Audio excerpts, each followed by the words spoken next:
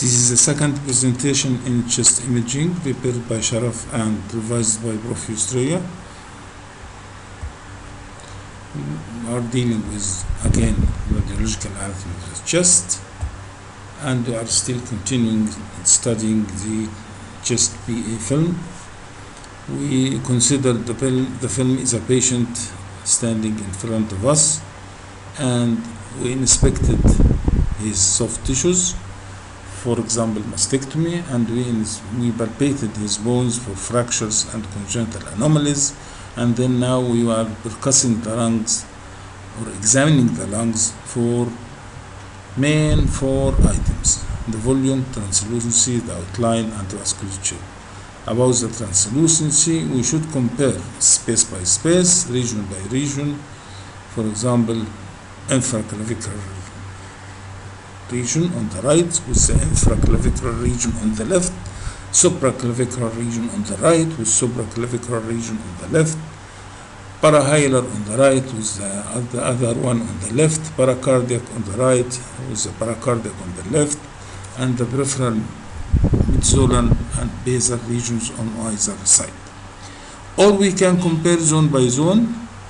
Of course, we know how to divide the lungs in chest PA film by a line passing at the anterior end of the second rib and the anterior end of the fourth rib. This divides the lung into 3 zones: upper, middle, and lower, and we can compare zone by zone.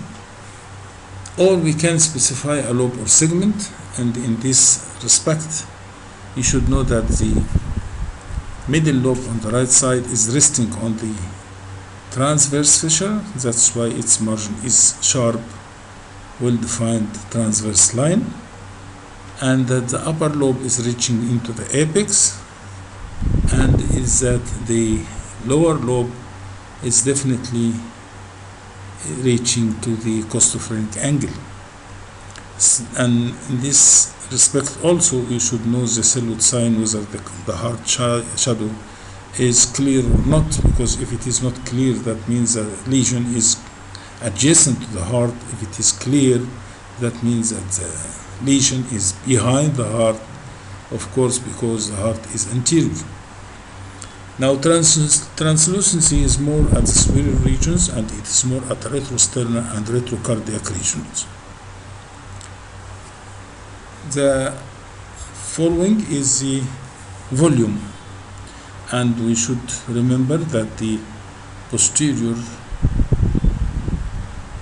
10th rib is just above the copula, and anteriorly the 6th rib bisects the copula. For the vessels, we have 3 main arteries, 2 main veins, 3 main arteries. One is parallel to the mediastinum, the upper one. The middle one is transverse directly into the mediastinum, and the lower one is passing obliquely in 30 degrees towards the hilum, while the veins are being 2 only. They are 45 degrees angulated, upper part and lower part, in the upper part and lower part. Each artery is branching dichotomously. Dichotomously means each one is divided into 2 smaller arteries, and that is following the lung segments.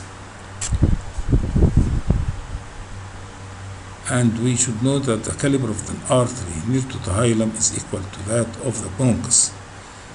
The outline of the lung has mainly costal margin, diaphragmatic margin, and mediastinal margin, and all should be smooth because it is the pleural lining.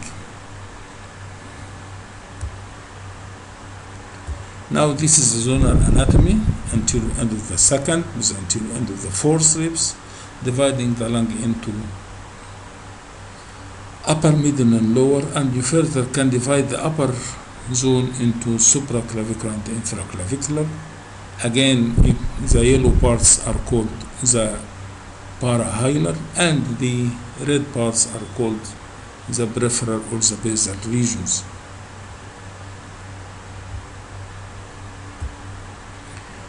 The right oblique and transverse fissure is delineated by arrows.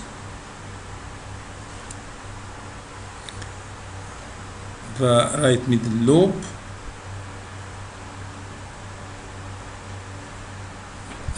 right middle lobe, right upper lobe, left oblique fissure, left lower lobe, left upper lobe, and so on. I want you just to remember that the bronchus diameter is near to the vessel diameter at the central part of the lung. In the lateral views, as seen here, the oblique fissure is passing from the spine, dorsal 4, down to the costophrenic sinus anteriorly, while the transverse is passing from the hilum transversely forward on the right side. The image on the left is left and the image on the right is right. So we have 3 lobes on the right and 2 lobes on the left. This one is to show that so long are going down at the retrocardiac region, the translucency increase, and that the retrosternal region is also radiolucent more than the other. If it is not translucent, that means that there is some anterior mediastinal something, mass or lesion, and if the other one, retrocardiac region, is not gradually increasing in density, that means that the lower lobe is involving on any side. The lower lobe is involved, and this needs further assessment.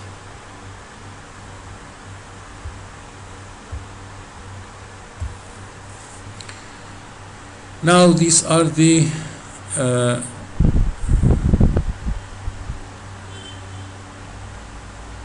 bronchi. On the right we have the right upper lobe bronchus, and we have the bronchus intermedius, which branches into right middle lobe and right lower lobe, while on the left side we have the left main bronchus dividing into upper and lower. The lingula, designed L. The lingula is a branch from the left upper lobe bronchus.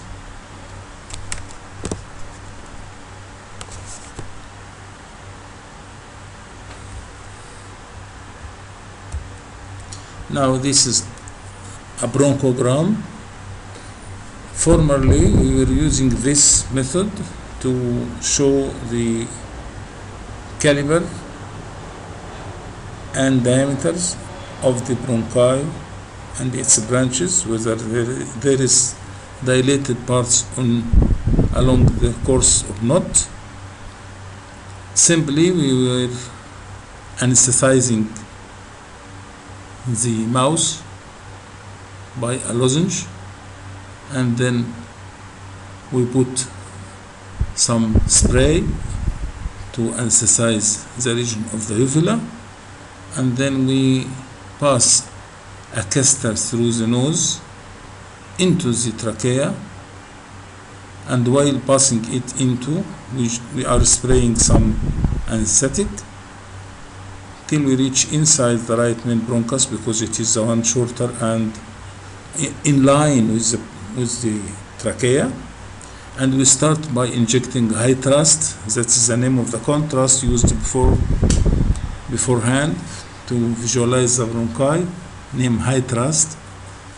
It is a water soluble, it's a water suspension, water suspension. Then we try to move the patient forward to the right side and backward till we fill all the bronchi on the right.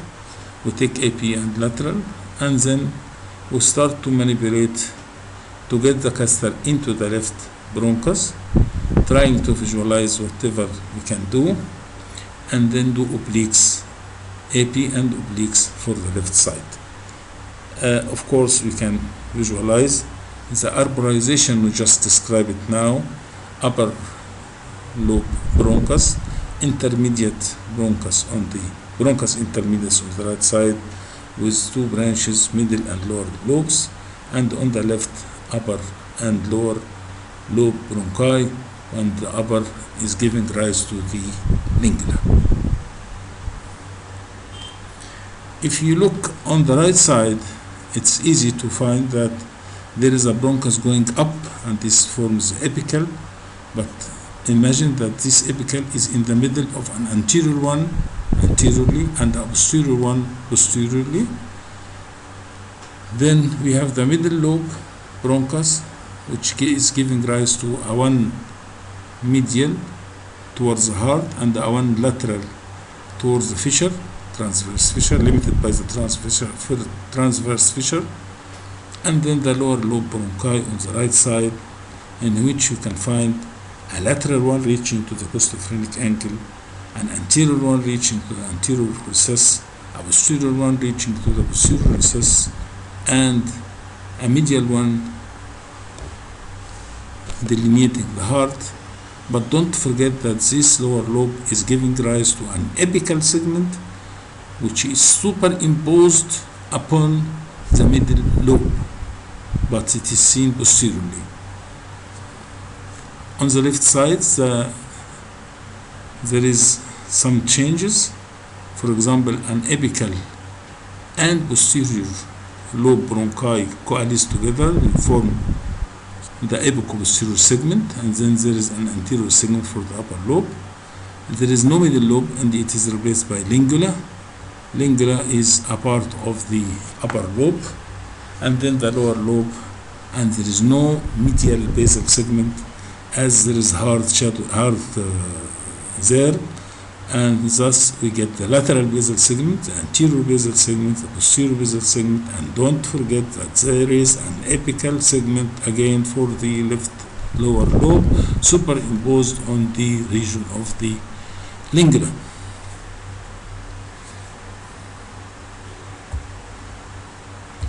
This is the branching, how it can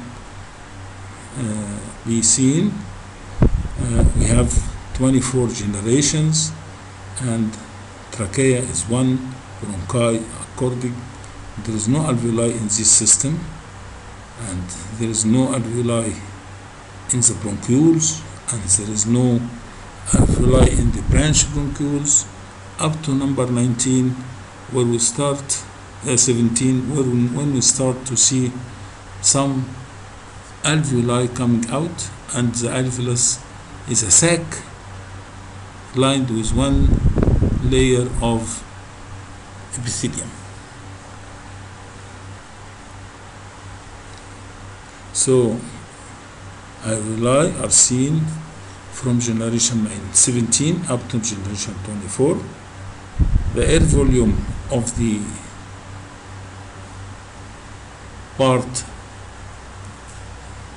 with no alveoli is about 150, while the part with alveoli is according to the compensation, starting from 1,500 milli up to 3,000 milli. Definitely there is muscle, smooth muscle layers in the trachea, bronchi, bronchioles, and branch bronchioles, but not in the alveoli. The alveoli, true alveoli coming from forming sacs, has no muscle layer, has no smooth muscle.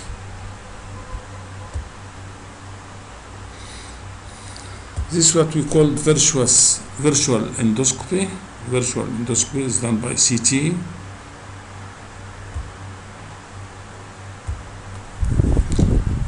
300 million alveoli are found in the lungs with a total surface area of 140 millimeter square. Alveolar walls contain rich capillary network. Common alveolar walls are called sometimes the interlobular septa, Kurzweil lines, also named the peripheral interstitium. So what is the central interstitium? The central interstitium is that one surrounding arteries, veins, and nerves, and main bronchi. Normal, and it comes from the name that the peripheral parts of the lung, which are filled with the alveoli and the air sacs, and separated by the what we call the layers as interlobular septa, this forms the peripheral interstitium. The central part, the central interstitium, is more coarse, and you can see lines around some vessels or around the main bronchi, and this will be called the A lines. The C lines are those which invest the lung as a container.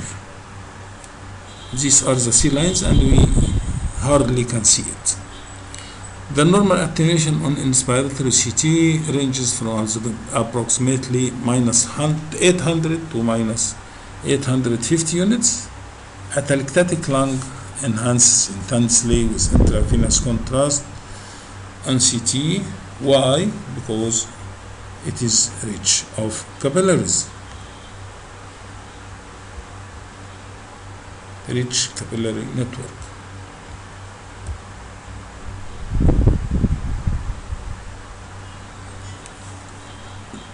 In CTA we can get many windows.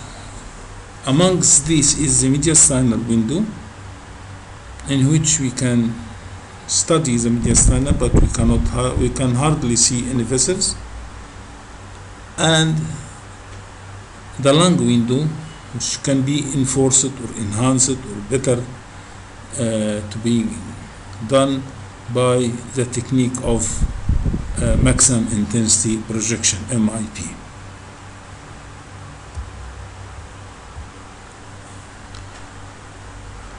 Which copula is the highest one? Of course, this will be the right copula, because the right copula usually intersects with the heart and gives this density, and of course there is level, so the density is more than the surrounding. The left usually is limiting a gastric air bubble or a colonic air bubble, and that's why you can identify the copula on the lateral film. It is important to identify the copula in the lateral film, but not the lateral film itself. It is very important to say that the opacity is related to the right copula, or the opacity is related to the left copula, but it is not essential to say that this is left lateral film or right lateral film, as this is usually subject to variation due to angulation of the ray.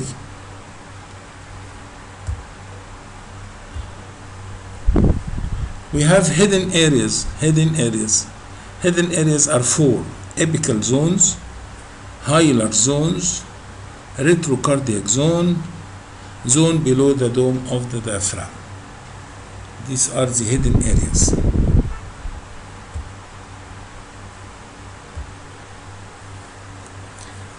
Where is the lesion here? The lesion here is hidden behind the heart shadow in the posterior part of the lower lobe. In other words, the posterior basal segment of the right lower lobe. This is one of the hidden areas, retrocardiac.